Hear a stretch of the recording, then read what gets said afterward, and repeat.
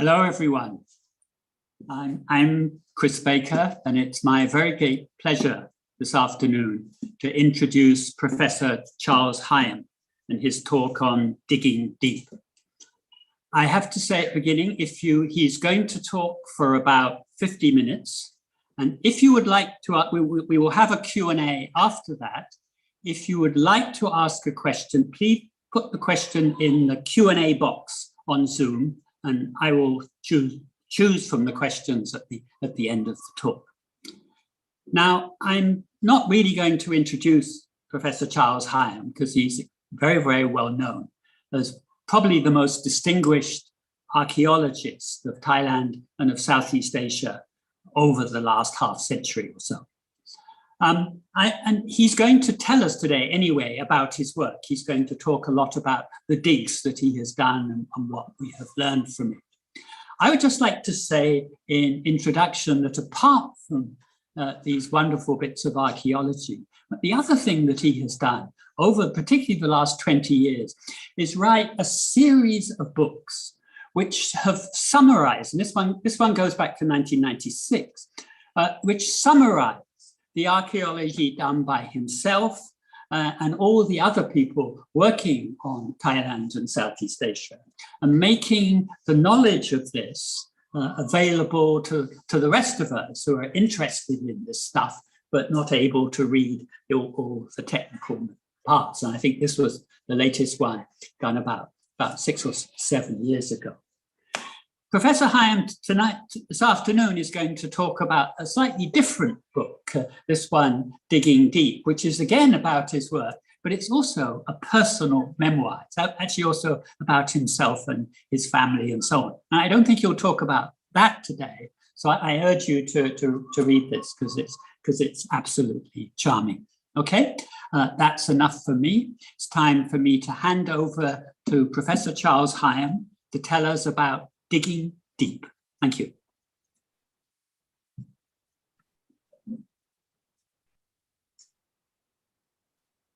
Well, good afternoon to you all in Bangkok, and good evening if you happen to be where I am in New Zealand, and good day wherever else you might be. One of the side effects of COVID has been to give me time. I haven't been able to travel. I haven't been able to go to my conferences or even do any digging. And therefore, I sat back and discussed with Narissa at River Books how to keep me occupied.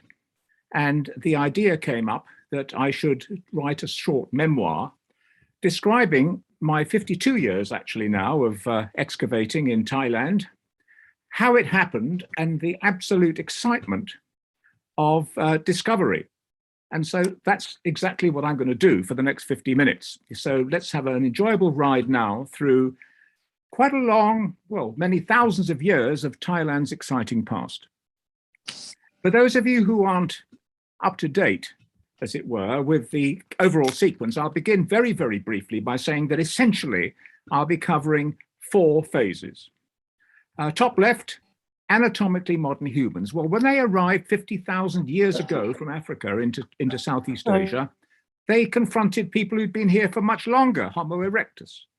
But I shall be talking today, because I don't go back that far, my son does, but I don't. I'll be talking today about the later period of anatomically modern humans in Thailand and Southeast Asia. And as we now know, the first farmers, rice farmers and growing millet too, bringing with them their pigs and cattle and so on, they began to infiltrate into Thailand from the north, ultimately from the Yangtze Valley, arriving, as we think at the moment, approximately 2,200 years BC. And I shall be going over some of our findings about those early farmers. And these very same people, at least their descendants, then continued through until about 1100 BC, when the first knowledge of metal began to seep into Southeast Asia, particularly copper and tin. And again, I'll be talking about the impact of that. And my last stage is the Iron Age, when it arrived probably from India, about 500 to 400 years BC. So those are my 4 phases that I shall be discussing. Before proceeding any further, I really want to talk very briefly about my dear friends Rachani, top left with me looking into a deep hole, and Ampan, my long-term Thai dear friend and collaborator over 52 years now. We first met in 1984 at Ban Chiang. And without Rachani and without Ampan, and indeed without a legion of other Thai friends and colleagues, I could never have achieved a fraction of what I've done.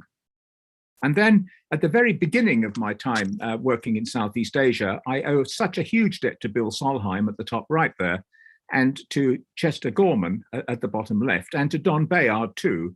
Both of Bayard and Chester Gorman were graduate students of Bill Solheim. Now, when I began in Southeast Asia in 1968, in terms of actually analyzing something, it was a very exciting field indeed. In fact, it rather set the world aflame. Excavations by Don at the site at the top there, Non Nok Tha, had ignited a huge controversy over the first metal in Thailand, in the world indeed, the first evidence for bronze technology.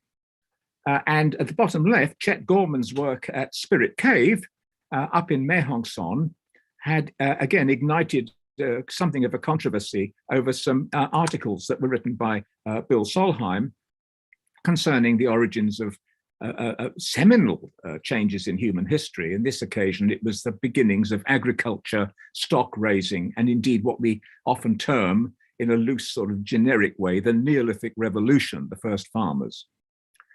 I got into it all largely because the 1966 excavations at Non Nok Tha, at the top there, incorporated a colleague of mine in New Zealand when my wife Polly and I arrived in 1967. His name was Ham Parker, and he was up there to lend a hand and be a bit of a mentor to Don, who'd never excavated before, whereas my colleague had. And it was Don Bayard who came down to New Zealand, to Otago, to my department, to talk about the findings with Ham Parker. And so I was introduced to him. And my speciality before I arrived in Southeast Asia, when I was based, of course, in England, because that's where I come from, my PhD was on the analysis of animal bones in order to try and reconstruct a prehistoric economy. And this was known to Don after a few chats, and he asked me if I'd like to look at the animal bones from Non Nok Tha. And I leapt at the opportunity, and I did, and I published a monograph on it. And then it seeked back to Hawaii, where Don was based, to Chet Gorman, and he sent me a box of bones from Spirit Cave, and I did the same. So I got to know both these young graduate students, both actually about my own age. And as a result of this, when I was appointed to the chair of anthropology here in 1968, I had a spare lectureship, and I thought, well, perhaps Don or perhaps Chet Gorman would fit the bill. So I flew over to Hawaii, and on a lovely, glorious tropical day, I was met by Bill Solheim, and a lei was put around my neck, and I went to stay in Chet Gorman's ramshackle home. And Bill Solheim said, would you like to work in Thailand?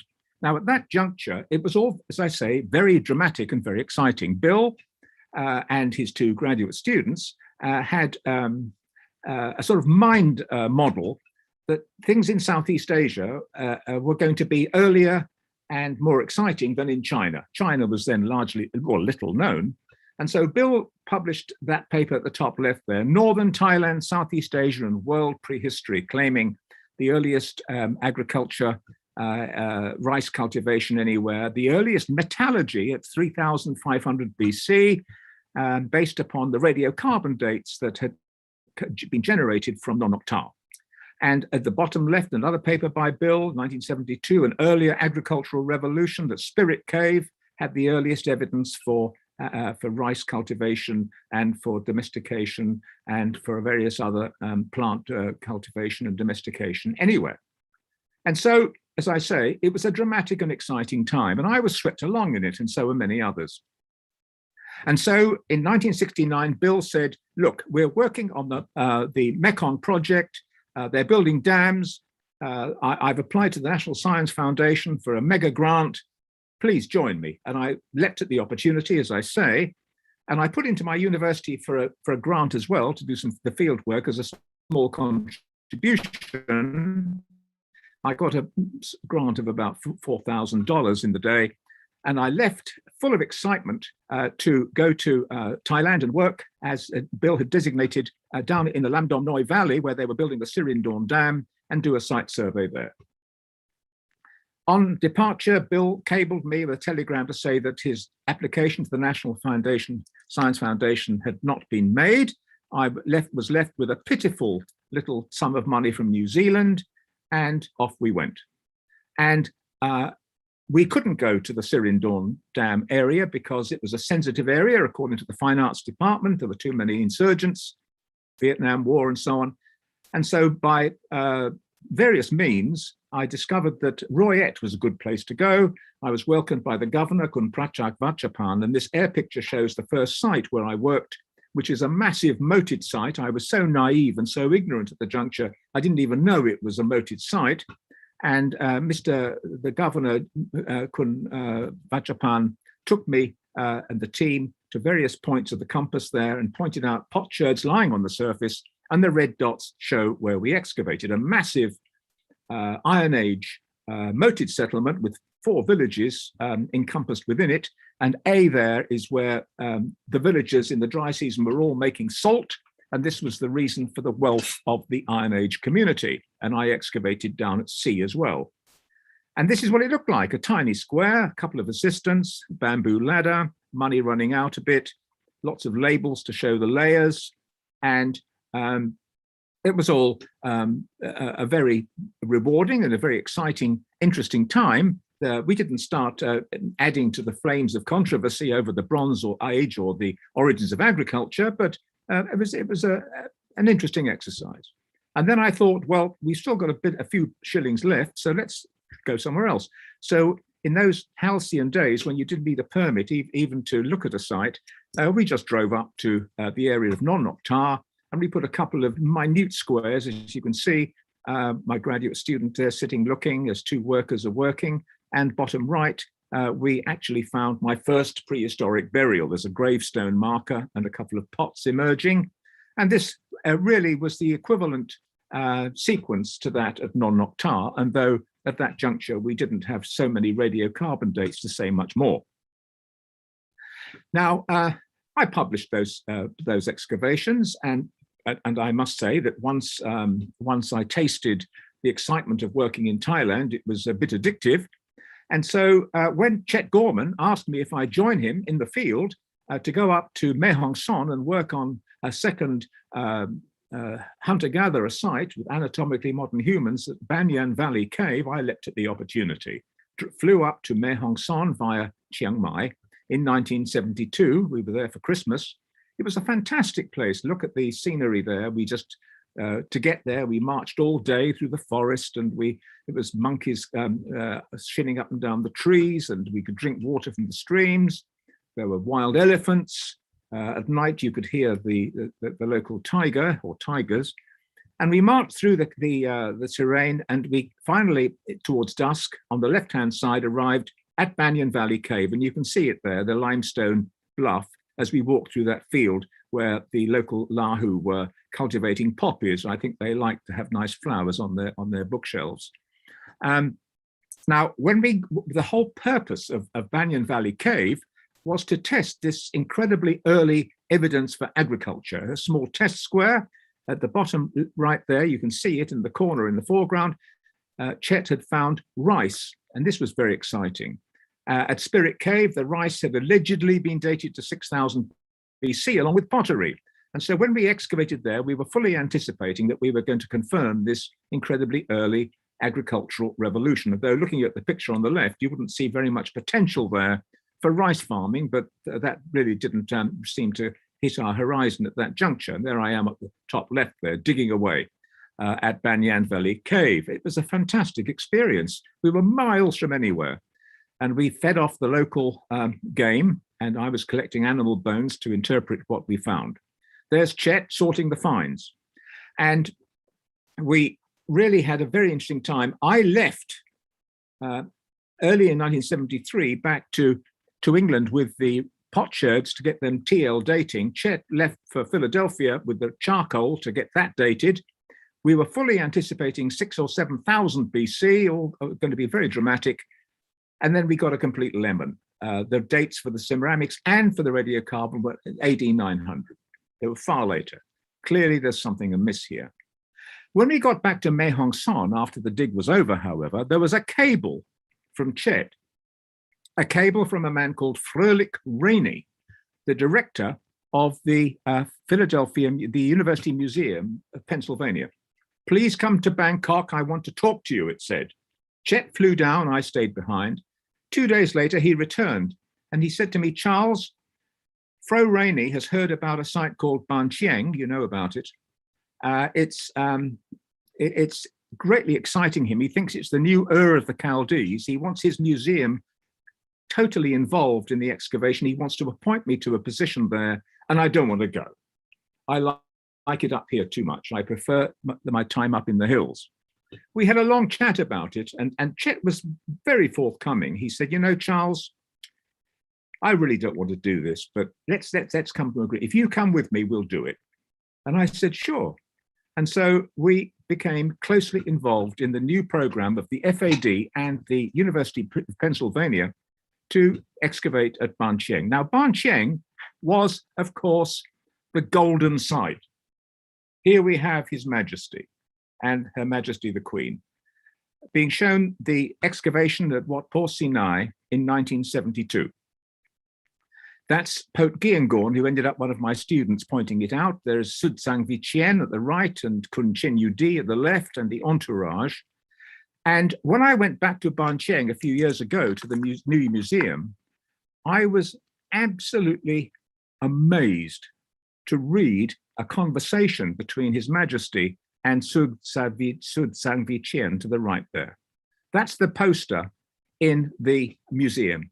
And you can see at the top, can the bones be dated? This is the conversation. The king, can the bones be dated? Sud Sang Vi Chien. Bone dating has been done in other countries, but we haven't sent them in because it might be too costly, Your Majesty.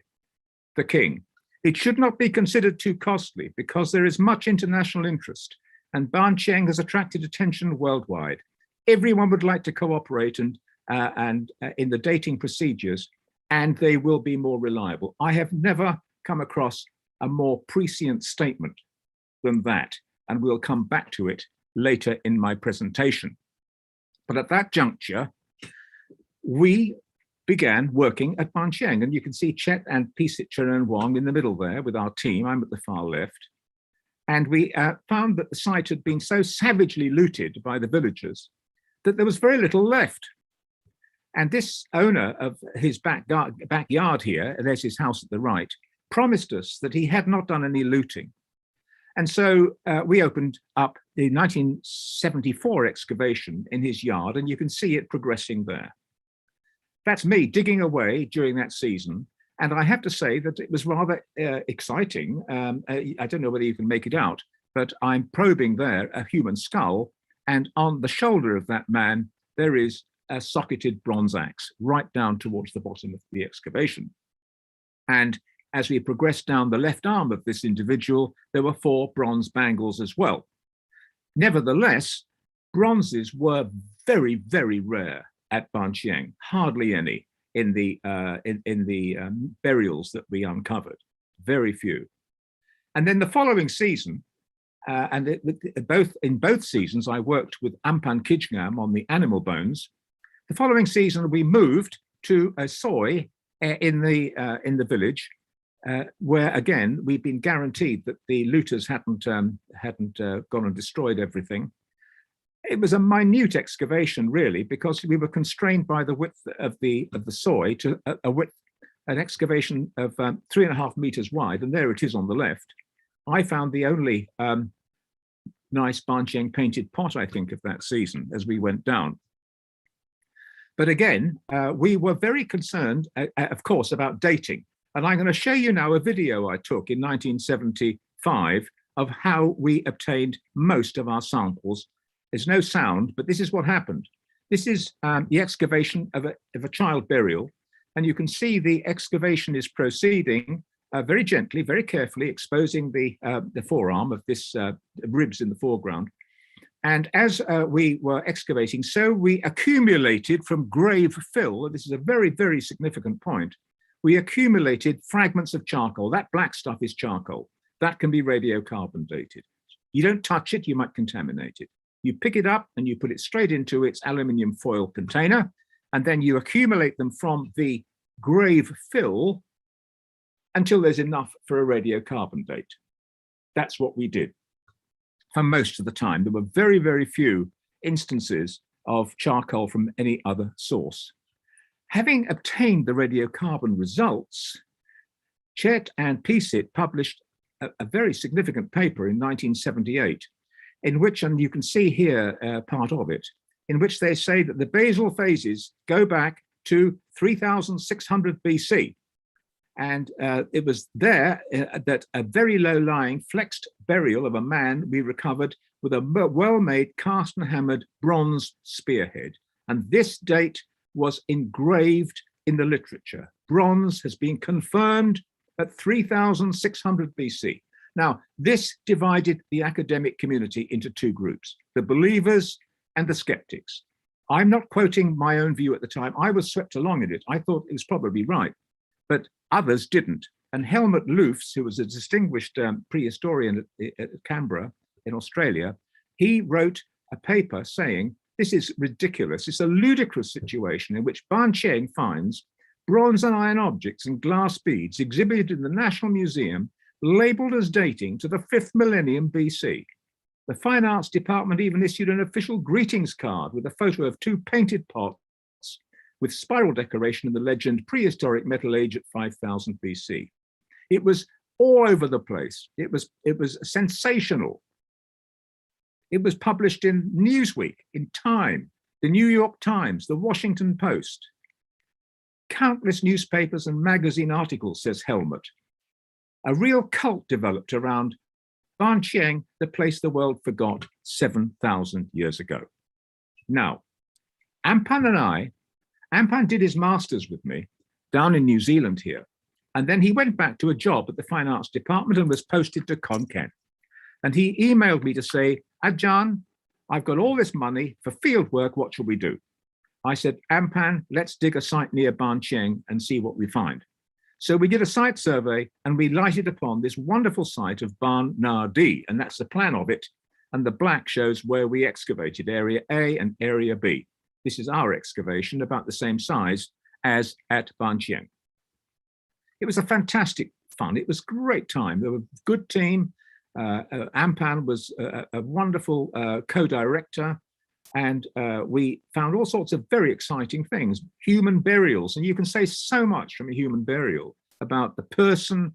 Each one is a time capsule, and this is one of our burials from Ban Na Di, good name, village, good rice land.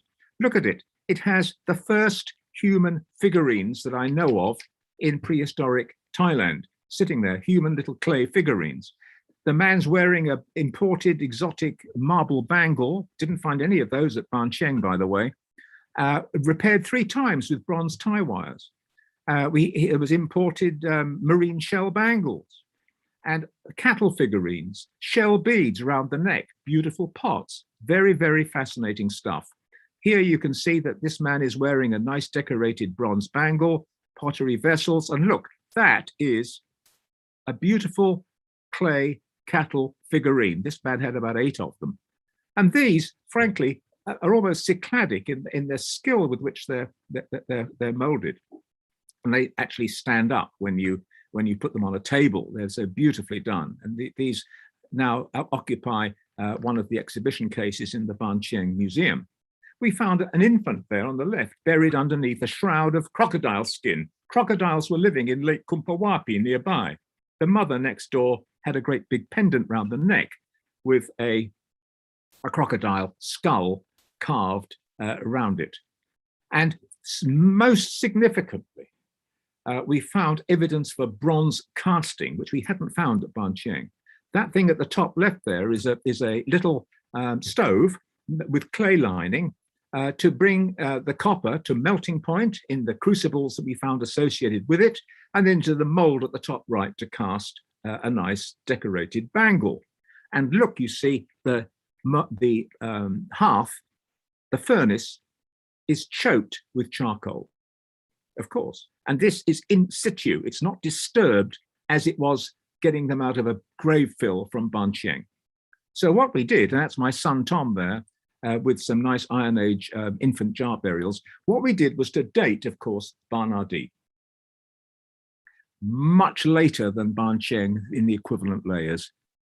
Bronze is not 3,600 BC there at Ban Di, it's about 800 BC.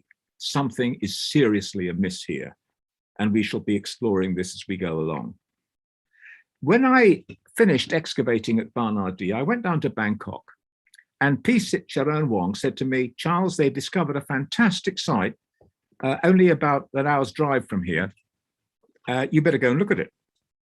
So Ampan, you can see him there in the t-shirt, and Som Sudar, who ended up Director General, Atipadi of the Krom Silapakon, we drove out in that FAD vehicle. A local school teacher had just finished an excavation, and you can see it there under the thatched roof.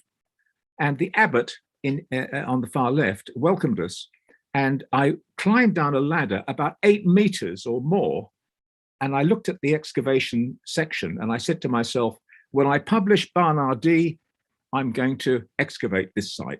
I don't know, nothing is going to get in the way. And I had a mind model in my head, because the local school teacher, Damron Kiat Noksakun, had said that he'd actually got a radiocarbon date at the bottom at 5,000 BC with rice. I thought this could be the nirvana, what we all want, the origins of rice cultivation in Southeast Asia, the $64,000 question. And so I made this promise to myself, and I went back to New Zealand. In those halcyon days, we could ship all our finds to New Zealand. You can't do that anymore. And we worked on the report, 1,000 pages, came out in 1984. I committed my promise to Ban Di. I'd published it fully with all my colleagues. And then Khok Phanom D, there it is. You can see it in the distance like a great stranded whale on the floodplain of the Bang Pakong River. Before it was recognized as being a prehistoric site, it was thought to be a natural hill. And then the abbot had a lane bulldozed up to the summit, and out of the side of the lane were emerging tons of prehistoric potsherds. There had been 2 previous excavations, 1979 by Damron Kiat, and then Pirapon Pisnapong, 1982, and the abbot, and I bless that man every time I think of him, and when I went back last time, he was in his late 90s and he was still as sharp as a tack. He took us across to the middle of the site and he said, you can excavate there. And we did. And he must have had some inside knowledge from somewhere, because it was absolutely stunning. I said to Ampan, we're going to open up an area of 10 by 10 meters. We're going to have a big roof built. But first, I need money. Now, the money, I go back here, bottom right, if you can see, Tom Kessinger, the director of the Ford Foundation in Southeast Asia, based in Jakarta. By a stroke of incredible good fortune, he and I were sharing the same hotel in Wireless Road, and we had dinner together. And I explained to him what I wanted to do. And he said, Charles, I can personally make research grants of $25,000 without referring to New York. So I applied to him for 2 grants of $25,000. I waited for several weeks or months. I got desperate. I rang him into his office. He riffled through the file and he gave me both. And I shall never forget my debt of gratitude to Tom Kessinger. And so we began on the, let me think, the 29th of December, 1984. And we were still digging in July of the following year. You can see here that when I say digging deep, it's not a misnomer. This is one fantastic site. Just look at the stratigraphy in the background. Look at the ladder we had to go down daily to get down towards the bottom. And that hasn't even finished yet. See those minute figures down there at the bottom. What we found beggared belief. There's a great row of post holes there right at the base for someone's house. At the top right there, you can see, right-hand side, you can see fragments of houses, clay and wattle and daub going through as an impression into the clay. We even found wood in the post holes that were part of people's homes. And you can see here a post hole with the wood still in place, cut through an ash lens for burning. Superb pottery vessels, top left. The stone adzes that had to be imported from some distance, the stone at least. The fish hooks they used, the pottery they made with these wonderful decorations on them. But most of all, Khok Phanom D is best known for the burials. And we had 7 phases of burials in 7 meters of deposit. But I'm running through here some of our mortuary phases, and you can see that the dead at this site were buried in clusters on a checkerboard pattern. You can see, for example, bottom right there, a man, a woman, and an infant as being part of cluster F.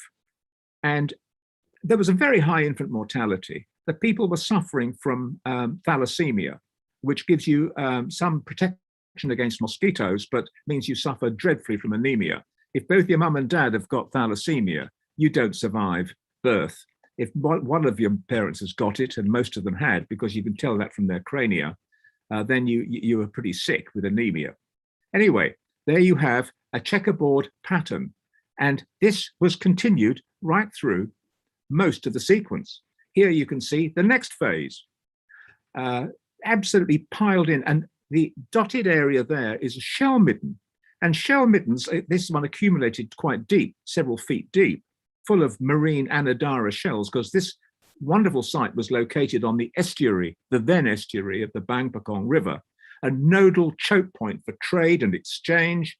You could get to the open sea, go inland by river. These people were traders. They were, most of all, makers of pottery. The local clay resource was a very high quality one, and these people made superb pottery vessels for trade.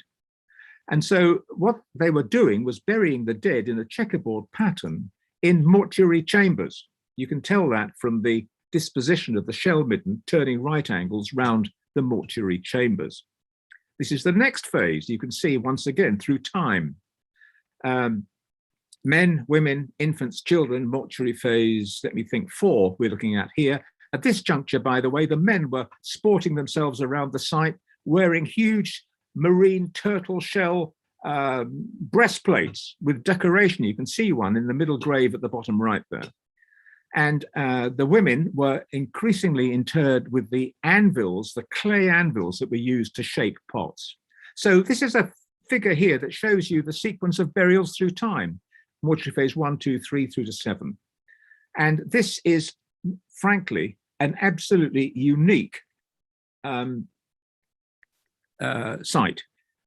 I don't know of any site in the world where you can actually generate a genealogy based upon the sequence of burials overlying each other when the site accumulated so rapidly as a result of laying down all those shell middens and eating shellfish and so on, that you can actually generate from top to bottom a complete genealogy of the site. Now, this is now, we were now in April, the rains were coming, we were down fairly deep, and I realized with Rachani, my co-director, that if our original plan had been to have one season, stop, and then come back the following year and continue. But we thought this is going to be so deep, and we are so committed, and we've got such a great local team that we really must continue to the bottom, even if it's the rainy season. But we were out of money. So I went into Bangkok to see the Ford Foundation. And who did I see there? Dear Bill Klausner, the local representative. I said, I genuflected before Bill. I mentioned how much I enjoyed his book of poems, Reflections in a Log Pond. And I said, Bill, we need serious help here. Can you help? We need money. A week later, a check for $14,000 landed into our research bank account. And I blessed that man for the rest of my days. And I was so saddened to hear of his recent death. So we continued on. You can see here some of the burials. The bones were superbly preserved. in almost fossilized. And we could discover all sorts of things that I've never come across before. You can see here a middle-aged woman. The arrow is pointing to a bundle of organic stuff in her pelvis there. That's her last meal. And when we looked into it, we found the bones and the scales of the freshwater climbing perch. She'd eaten fish and rice remains. She was eating rice and fish for her last meal. And then we came across the most stunning find, one of my most stunning of all finds. On the right-hand side, you can see how we found a huge grave. And in it, there was an accumulation of pottery vessels balanced on top of clay cylinders that are pre-forms for making pots. And there were also some hints of superb pottery vessels. Right next door to a woman whom we think is the incumbent of the big tomb's granddaughter later. But notice that between the woman's ankles, there is a clay anvil for making pots, a little white dot there, her stone for burnishing and decorating the surface of the pots she made. And then we, of course, went on down. We took away the grave of the woman, and right below, touching, was that grave there of a man with two humble pots and no head. And beside was what we call most famously the princess of Khok Phanom. And look at her, unbelievable wealth. As we exposed her at the top right there, we saw her shell earrings. We saw these great horn discs on her shoulders. My two daughters counted the shell beads associated with her, 120,000, 120. She would have radiated sunlight as she walked in the summer sun. The shells were all still nacreous and reflecting light. And beside her ankle, right ankle, was that burnishing, was her two burnishing stones in a shell container, and the clay anvil for making pots. And beside her, two infants, one in two superb pots. The one on the right, we think her little daughter. God, how I'd love to get some DNA out of these people. The little daughter covered in red ochre, beautiful pots, 15,000 shell beads, and look, a miniature anvil by her right ankle. That little girl of about 15 or 18 months was already sitting next to mum, learning how to make pots. And then above that, even more, we came across this chamber, and through the chamber had been cut women's graves, very wealthy females, very wealthy women at this side. And in front of them, a whole row of graves, as you can see here, of mortuary phase 6, including, incidentally, two newly born twins. And when we radiocarbon dated Khok Phanom, and that's a radiocarbon dating plan on the left there, the green are just distinguished because those are shell dates rather than radiocarbon charcoal dates. What did we find? These early rice farmers reached the Gulf of Siam at 2200 BC. And there were 20 generations of people living there, and the radiocarbon dates end about 400 years later, 20 years to a generation, a perfect fit, terribly exciting result. And this is a very complex pattern, which I shall gloss over very quickly, but this is the result of a statistical analysis. And what it shows us is that this group at the top right, including Khok Phanom, Non Nok Tha, Ban Chiang, where else? Ban Chiang, various Vietnamese sites, Khok Phanom, and Hemu Du in the Yangtze Valley, and Shipo in China. They're all skulls of identical or very similar shape. In other words, the first farmers in Thailand at 2200 BC had their ancestry in the Yangtze Valley, which is where rice was domesticated. So my mind model when I went in was completely reversed when I came out. And at this juncture, a big sea change happened, because Rachani, employed by the Fine Arts Department in Bangkok, was posted to Pimai. Well, I wasn't going to work in Thailand without Rachani, because she is a master excavator and a wonderful organizer, and she teaches the local villagers how to excavate. And when that's achieved, believe me, they're the best excavators in the world. So we moved to Pimai with a whole new agenda. It's easy to find sites up in the Upper Moon Valley, even from Google, because you can see them on the basis of the moats and the banks around each site. And this is an absolute gem. This is Ban Non Wat. One day in, when would it have been? Let me think, 1980, 2001 or two, Rachani and I were doing a site survey, and we drove up to this site. We saw a chestnut-fronted bee eater, I think, in those trees there. And we thought this is a very good place to dig. And we got permission to excavate in the dead center of the site, where you can see a red roof. That's the roof of the museum now covering where we worked. Now, at this juncture, I didn't have to go to Tom Kessinger anymore because the New Zealand government had founded a new research initiative called the Marsden Fund. I'd put in for money and they gave me $700,000. I mean, this was just stunning. And so we were able to build a roof that could be moved between sites, 10 meters by 10 meters. We opened up this incredible site. And just in passing, let me say that we opened up 7 seasons. We dug this site for a total of about 2 years. And in the background, you can see a house. And when we wanted to dig under the house and extend our excavated area, it could only happen in Thailand, I do believe.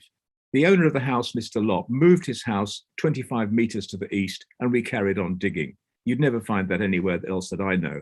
But this is the huge area that we were able to open up over our 2 years. And each of the colors is a burial, and the colors designate the period of time. And there are 12 mortuary phases, beginning with the initial Neolithic and going right through to the end of the Iron Age at this superb site. And just to give you an example of scale, that is the area of Ban Chiang in 1975. And to try and get any sort of valid or useful information out of such a small area, when you see what you can actually get from a major excavation, as we put in, it's really chalk and cheese. We found some amazing things that really I found quite stunning as we went along. We found this man who was interred in a crouched position inside a massive pot, and a Neolithic burial on the right there, seen again on the left, by the way. We found superb pottery vessels with these early farmers. Those painted pots there are about 1,700 years earlier than the famous painted pots from Ban Chiang. We found a very fascinating sequence of burials intercutting each other over time. And we were visited by some young Americans, and this is the conversation we had. Close up. As we descend some 10 feet onto the floor of the site, we travel 4,000 years into the past, to a level dated to 2000 BC. Look, you see all these beads here? We think that this was a sequin shroud placed over this little corpse. And look, they slipped onto the forearms, this enormous shell bangle. Another one slipped onto that wrist there. And see those things there? What do you think they are? Shells. Those are bivalve shells. And we find them almost all the time placed with the dead. And we think they're symbolic of rebirth. And one of the vital points about this site of Ban Non Wat is that there is a smooth transition from the late Neolithic, seen on the left, to the initial Bronze Age, seen on the right. It happened very quickly. The pots found in both are very similar. And the woman on the right is buried in a boat-shaped wooden coffin with 15 pots. The Neolithic on the left has 1 pot beyond the head. Vitally, the woman on the right has a copper socketed axe on her shoulder. So this is the transition into the Bronze Age. And it had an immediate impact. This is the layout of early Bronze Age burials at this incredible site. And you can see that I put on each of the graves that has a bronze axe or a copper axe, an image of it. And most of them are in fact equipped with a socketed copper axe. Now, let's just take a look and see what it's like when you're digging here. If I can just get this movie to go. Ban Non Wat, now a dry and dusty village, lies on the location of what was 3,000 years ago an ancient burial ground. For 2 years, the team has been excavating the site under the supervision of British archaeologist Dr. Charles Hyam.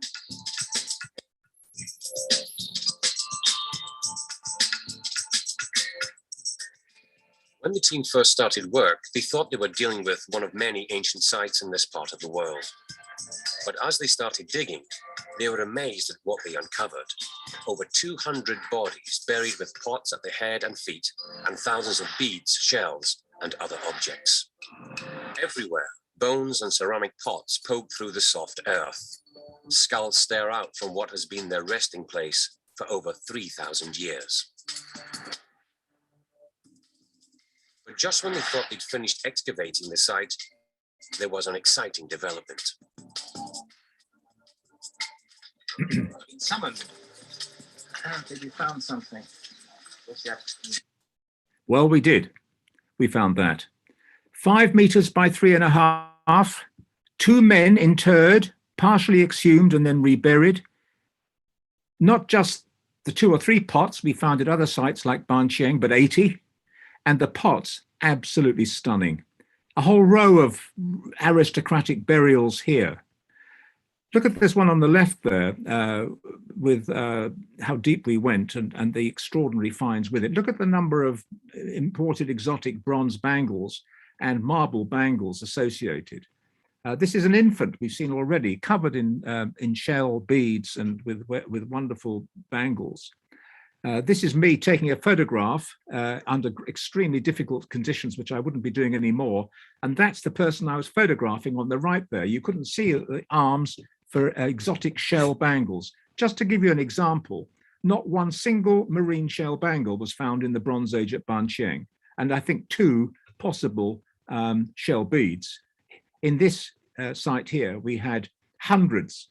This is a site located at a choke point as you drive over from Lopburi onto the Korat Plateau, controlling trade. They were controlling the flow of metal, of exotic marine shell, of bangles. Doubtless they were enriching themselves on the local salt deposits. So with the Bronze Age, we find a sudden surge in elite interments with these fantastic painted pots. One on the right there, for example, looking down at a sort of fruit bowl with an ancestral face and mouth looking back at us from a distance of about 3,000 years, because of course we had to date all this, didn't we? And what we found was that the initial settlement here in the Neolithic, and these are all radiocarbon dates, it's too complex to go into the way this is laid out, but I'll just explain the guts of it. At Ban Non Wat, the initial settlement was about 1700 BC. The transition into the Bronze Age took place at about 1050 BC, as at Ban Nardi, much earlier, and the Iron Age at 400 BC. And then I got a colossal $800,000 research grant from the Marsden Foundation to date Southeast Asian prehistory. And I thought of the king, and I thought of the Ban Chiang bones, and I got permission from Somsudar, the Atipadi, and from the director of the Penn Museum to date the bones from Ban Chiang. 60 dates, perfect Bayesian distribution. Ban Chiang Neolithic, the first settlement by rice farmers, is 1500 BC. The transition into the early Bronze Age, 1000 BC. The transition into the Iron Age, about 450 BC. A precise mirror match for Ban Non Wat, and there are many more sites now giving us the same detail. And so I felt an obligation to date those human bones. It was not cheap, I can tell you, but we did it, and we've now finally laid to rest any claims of the earliest bronze in the world. But what we have substituted is our knowledge now of the social impact of metallurgy upon the people living at that choke point at Ban Non Wat. Now, I've got a few minutes left, So I'm going to talk to you now about iron. This is a site called Noen U-Loke. And you can see it's only 2 kilometers from Ban Non Wat. It's just down the road. You can almost shout from one to the other. It's a huge Iron Age site with 5 moats around it and banks. And even you can see a canal coming down to feed water from the moats into the rice fields. This is Noen U-Loke. The sequence of occupation at Noen U-Loke covers 4 Iron Age phases from start to finish. I'm only talking today about the 3rd phase because it's a fascinating one. Again, we find the burials laid out in clusters as at Khok Phanom. And this is, you're looking here at a distribution at 250 AD or thereabouts. The amazing thing about Noen U-Loke was that the graves were filled with rice. That white stuff on the right is rice. And when you peel away all the rice, then you find the body beneath, as you can see. And this particular individual here is the wealthiest Iron Age man yet discovered in Thailand by far. I couldn't believe it when I was probing into the grave and found green bronze that continued right round his waist, under his spine, 3 bronze belts with lovely sophisticated catches, 150 bronze bangles. You can't see his hands for bronze finger rings. He's got rings on his toes. We've already taken away the beautiful pots. And up here you can see his iron knife. And in his earlobes, he's got silver coils covered in gold. This at 250 AD. And he's not the only one. This man here, who featured in the National Geographic, in the photograph taken by Mike McCurry, who took the famous picture of the green-eyed Afghan woman, has 4 bronze belts. These are aristocratic elite people. Look at the bronze ear inserts here beside his head, and his iron knife still with the corroded remains of the fabric which he wore at death. Women were very wealthy too. This woman here has a necklace made of agate and gold beads, many, many gold beads, and bronze inserts in her ears. But it was a time of warfare too. You can see here, this man was killed when that sharp iron arrowhead pierced his spine as he was probably defending his settlement. And this is all very intriguing. I thought I'd finished excavating at that juncture, except that I got an invitation from a former graduate student to get involved in yet another program that took me to this wonderful site of Non Ban Chiang. You can see again, it's an Iron Age moated site, 2 moats round it, and we spent 7 very happy seasons here. The whole sequence is the latest Iron Age. We're talking here 300 to 600 AD. And I took photographs by the day, and each evening went back to base and looked at the results in detail. And I found myself looking at this very image, and out of it emerges, as you can see, straight white lines. I couldn't believe it. We've never found houses other than that single chamber at Khok Phanom. We always thought people lived on stilts and you'd never find a house floor. And then we suddenly find this extraordinary sight of straight white lines of clay. When we get down further, we see that we're exposing an Iron Age town, and it's got a lane running through it with houses on either side. You can see the actual foundations of the rooms. And this room here, there's the same lane. This room here has identical pots at each corner of the chamber, and a woman cut through the clay floor. These are would have held the posts to support the roof, huge clay walls, and an infant interred in one corner and a young child buried in the foreground. Well, as we went down, we found that the initial settlers had much flimsier homes. I'm looking here, poring over, and if you look sharply, you can see the layout of very flimsy little walls and rooms and a kitchen with rice all over the kitchen floor. And because the house was burnt in antiquity, even the lady's pot was still sitting on the stove, surrounded by all the spilt rice. Just one of those wonderful insights into the prehistoric past. we found some very important artifacts. These are socketed plowshares. And as soon as you start plowing, instead of hoeing rice fields that are irrigated, you're entering into what we can call an agricultural revolution, because those plowshares would have been drawn by the strength of the water buffalo. And then out into those wet rice fields now, they were making those iron sickles and burying them with the dead, and also their iron knives at the base. And we finally began, as we excavated further at Non Ban Chiang, we discovered essentially the beginnings of a town plan. These darker lines here are walls of a house. There are clay floors within the rooms. As you can see, there's a corridor there and another corridor here. And then people were cut through the floors into within people's houses. In other words, it's residential burial. People are buried in their own homes. And this is a very important social breakthrough, actually, which I won't go into because I'm running out of time. But let me just tell you that we've just had, in the last year, one of the great breakthroughs that I've ever experienced in my time in Southeast Asia. We are at last getting DNA out of these people.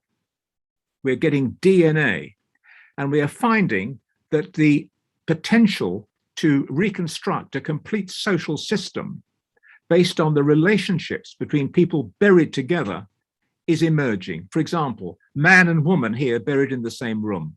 Are they father and son, father and daughter, husband and wife, mother and son, father and daughter?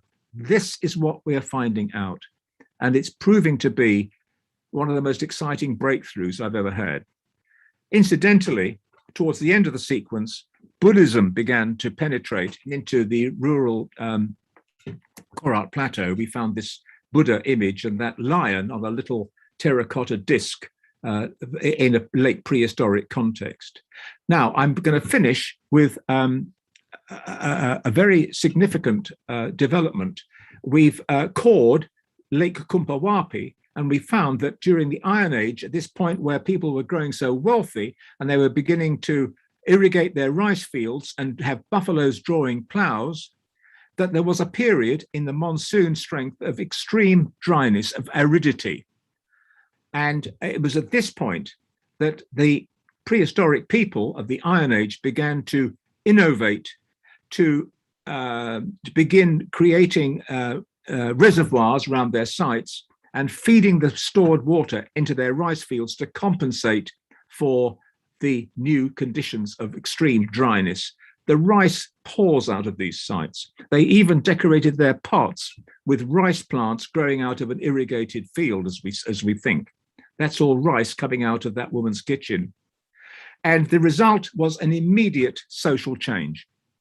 This is Meung Sima near Korat, near Nakhon Ratchasima. A is the Iron Age moated site, and then you can see how it expanded once and then twice into a great big regal center of a polity named in the inscriptions of the day. We're talking 600 AD now, of Sri Chanasa. And so we know that there were kings now developing incredibly rapidly out of those Iron Age elites. And it's no great leap of imagination to see the man on the right with his 4 bronze belts emerging 3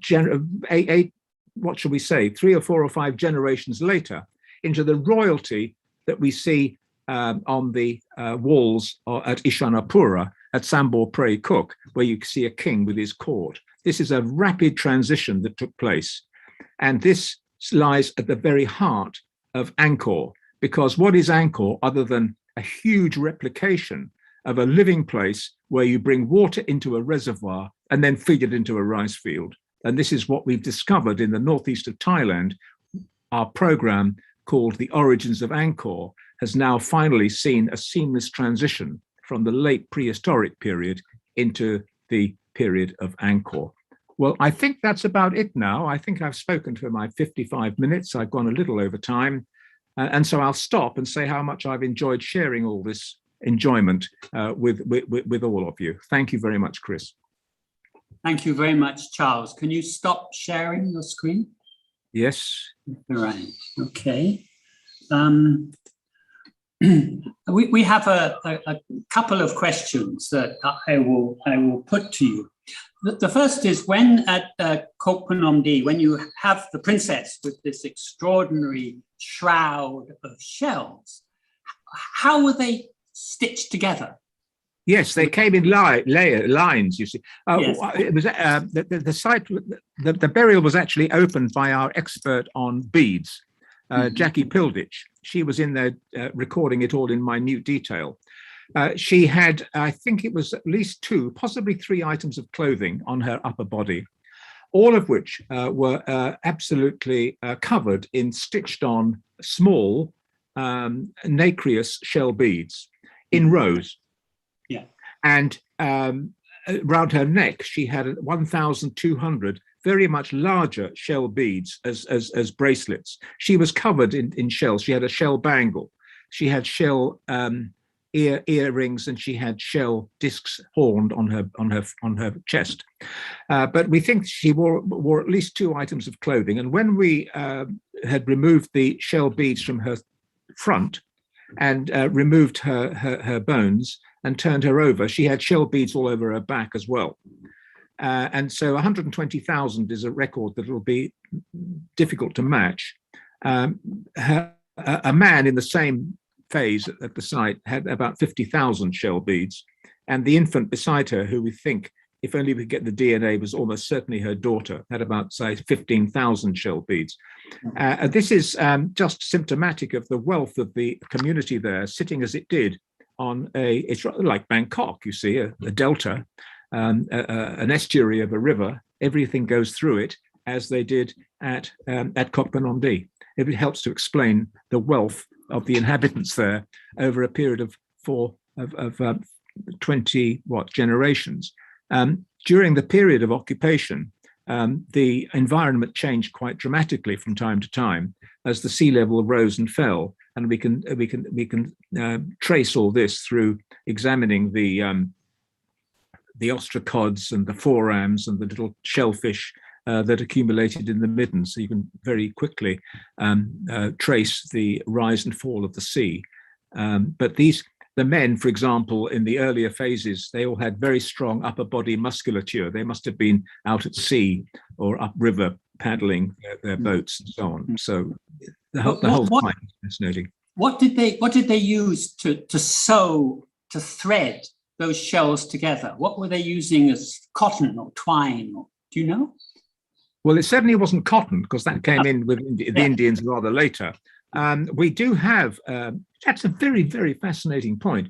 The pots themselves were, many of the coarser pottery was covered in cord marking. In other words, they were, before the pot was fired, they had a cordage wrapped around a wooden paddle, and they were patting it and imparting impressions of cordage onto the pot. So we know that they were certainly adept at making the necessary twine in order to thread the beads. And in some cases, actually, up at Ban Non, some of the actual thread was still present within some of the beads, but not at Khok Phanom. But how they made the twine and what it came from, I can't tell you. But and one of the most intriguing things about Khok Phanom is that we didn't find any spindle whorls. And so, and spindle whorls are, of course, the way to create your filaments from which to make twine and string beads. So there are 1 or 2 interesting questions there that one hopes, when you can't answer a question, respond to future research. Yes, okay. We have a question from Valerie Suwanseri, who said, could you please tell the name of the book by Bill Klausner again? Reflections in a Log Pond. Reflections in a Log Pond. He in fact wrote, he has a couple of them, but the classic one is Reflections in a Log Pond. That's correct. One other question. You mentioned towards the end that your ability now to DNA analyze has become so very important. Earlier in the talk, I think when you were talking about Ban Chiang, you said you threw away. You said, "I wish we could do the DNA on these bones. Why, Yes. why can't you? You can. What's happened with DNA is this. In 1991 was the first time I tried with a colleague in England to extract DNA from the bones of the people of Khok Phanom. DNA survives for a very long time in cold and dry conditions. My son Tom is getting DNA out of people who lived 200,000 years ago. In hot and wet conditions, it deteriorates to the point that you can't get it. And this was all really a stumbling block. We hit a cul-de-sac for years. And then a colleague of my son, who is a radiocarbon dating specialist in Vienna called Ron Pinhazi, did some sleuthing, and he found that the survival of DNA in the petrous bone of the ear, the otic capsule of the petrous bone in the ear, and it's called petrous, Latin stone, because it's the hardest bone in the body, has a 40%, 40 times more likely to have DNA survive than any other bone in the human body. So all the DNA people home in on the petrous bone. It's quite hard to get at. You can't see it from the outside of the skull. And it's very small, but it's very hard. And so I work with Esko Villerslev in Copenhagen and Hugh McColl in the same lab. And we have a program going to extract DNA from people from as many sites as we can possibly do so. And we've had very, very good results now from Non Ban Chiang. We've got about 20 or 22 strikes of sufficient nuclear and mitochondrial DNA to say whether or not there is a close relationship of a father-mother or father-son or whatever between the people buried in those houses. We have one so far from Khok Phanom. And I know of colleagues who have got DNA out of Ban Chiang. And we published, as have the people at Harvard, papers which are now cataloguing and detailing the results of the DNA. And what they're telling us is this.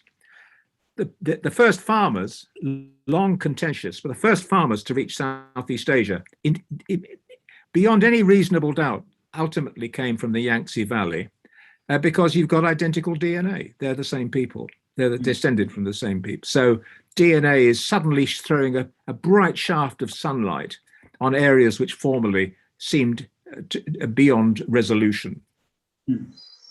Another question about the last part of your talk about Non Ban Chiang, about finding these incredible aristocrats or warriors or whatever you want to think of them. Is there anything else you find in the material goods found along with them that gives any idea how they achieve that kind of dominance?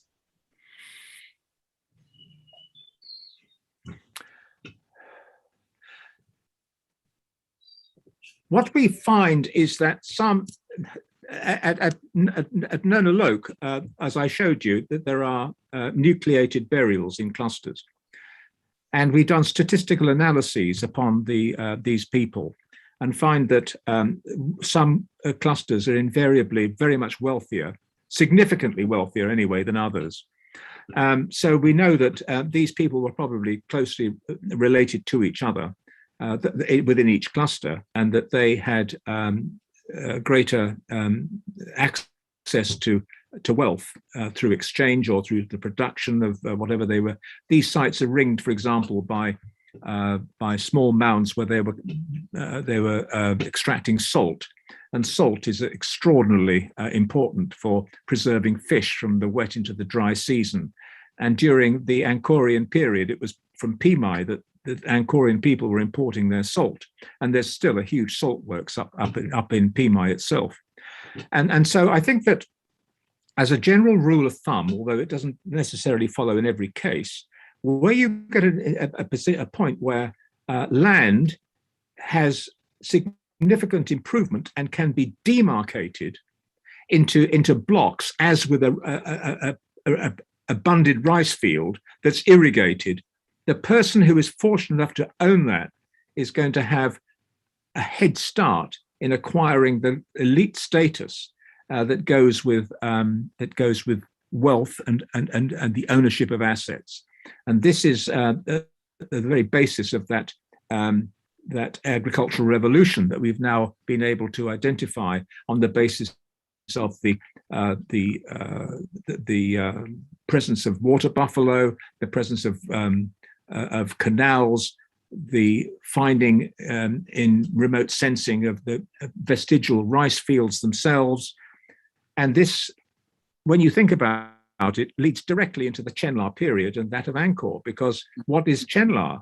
The period of early states. What it is are highly elite people adopting nice fancy Sanskrit names, owning the best rice fields, owning all the assets, and the others all toiling away for them out in the rice fields. And so there's this schism between the haves and the have-nots that I think we can now trace back to the late Iron Age and that agricultural revolution. Yes, I mean, it would seem to me that the degree of wealth you're seeing on those is much more than just coming from agriculture itself. They're clearly extracting in some other way. I think again, it's always important to remember that I said more than once, a choke point. Why is Nakhon Ratchasima called the Royal Frontier City? Because it controls trade from the Central Plains onto the Korat Plateau. That's why Mueang Sema grew as it did into this major regal center with the end of the Iron Age. This is why the people of Ban Non Wat in the early Bronze Age and at Ban Prasat nearby grew so wealthy, because they were controlling trade. Now, what were they trading? Well, we know they were trading metal, and we know they were trading pots, and we know they were trading shells, and we know when Iron Age came that they were bringing in carnelian and agate and ideas generated from the new maritime Silk Road that was developing at that juncture. What did they have? Well, they had salt. And I think this is a very important point that's often overlooked, that the Iron Age sites of the Upper Moon Valley are set in a palimpsest of little mounds where they were generating their salt. To this day, go out in the dry season in the Pimai area, the villagers are all out making salt and trading it. They're sending it away and making money. And it's staring you in the face. It's salt. It's like the Hallstatt period in Europe, where the Hallstatt Iron Age grew mighty wealthy on the basis of the salt of Austria. Same thing. It just has to be said. Yeah. One more question, which is, in your opinion, what should be the next focus for archaeology in mainland Southeast Asia? What is? I'll tell you what I would like to. This is a very good question, and one that, in fact, I was asking myself because the Chinese colleagues are just publishing one of my papers as translated into Chinese, and one of the questions they said was, "What next?" I would. If I could live a dream, which I never will, I would like to spend 5 years as Director General of the Fine Arts Department. And I would then like to divert a fraction of the money they spend on fancy museums at Ban Chiang and on reconstructing and weeding monuments at Sukhothai, on a massive Chinese scale archaeological excavation of a site like Ban Non Wat. When the Chinese excavate a site, they open up acres. They don't rely on humble folk like me coming from overseas with my Marsden grant and spending 2 years opening an area of 500 square meters. You go to Tianlushan, you go to Sanxingdui in China, and they open up an area like a blinking football field. And that's when you get the results. And if I was with the FAD, I'd galvanize my staff to say, right, we're going to concentrate on this site and we're going to open up half of it. and then we'll know what was going on. That's what I'd like to see happen, but it's not going to. Yeah. And which site would you choose, or which area would you choose?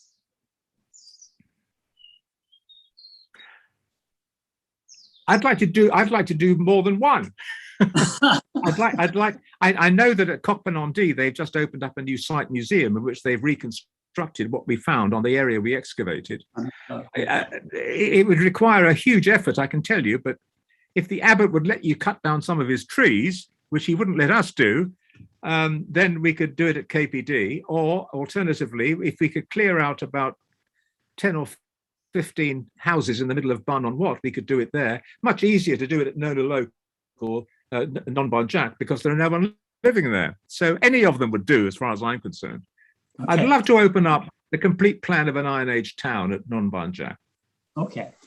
One more question just came up from Herbert Kennedy. He said, all the graves you showed were wealthy people. Did you find a lot of the commoner graves? If not, why did the aristocrats' graves survive while the others did not? Again, very, very good question. And when I'm talking for 50 minutes, of course, I like to show some of the highlights. But at Ban Non Wat, just as an example, at Ban Non Wat, we found that I always try and dig in the dead center of a site, because that's where you're most likely to find the longest sequence. But at Ban Non Wat, apart from that big square in the middle I showed you a picture of, Nigel Chang, one of my associates, and we opened up about another 10 squares. And it was away from the center that we found the poorer early Bronze Age graves, because you're only wealthy if someone else is poor.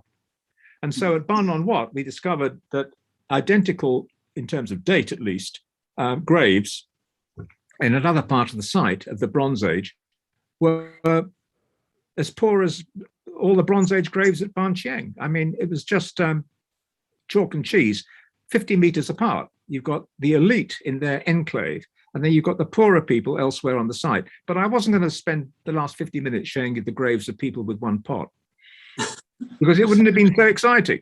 No, absolutely not. We have one more. It's not really a question. It comes from Digna and Neil John Ryan in Penang, saying, thank you very much, Professor Charles Hyam and the Siam Society, for this very wonderful lecture. How very kind. That's made my day. Before I think we're going to sign off now. Charles, would you like to say anything else before we stop? Well, thank you for the Siam Society for asking me along. To me, it's a great shame that I couldn't be there in person. The last time I spoke, Chris, as you may remember, I was there in person. It was very, very wonderful evening. I was driven by the New Zealand ambassador through the streets of Bangkok to the Siam Society, proudly waving a New Zealand flag. And when we all assembled, we were graced by the presence of Princess Galiani, who afterwards invited Rachani and me and official officers of the Siam Society to a private audience. And I was so impressed by the questions that she asked. I've met Princess Sirindorn on more than one occasion, and I've had the chance to talk to her about some of our discoveries. And as I said, the prescience of the king. I mean, one reads all the time that the king was very widely and well informed.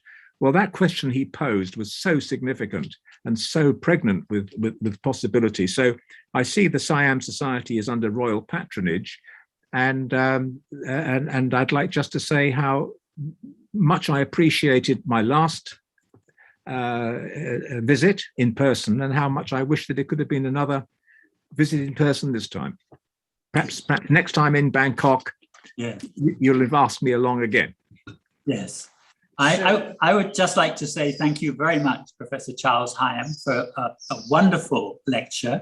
I sincerely hope there will be a chance before long for you to come again and give another lecture in person, and I'm sure the findings will continue to be simply spectacular.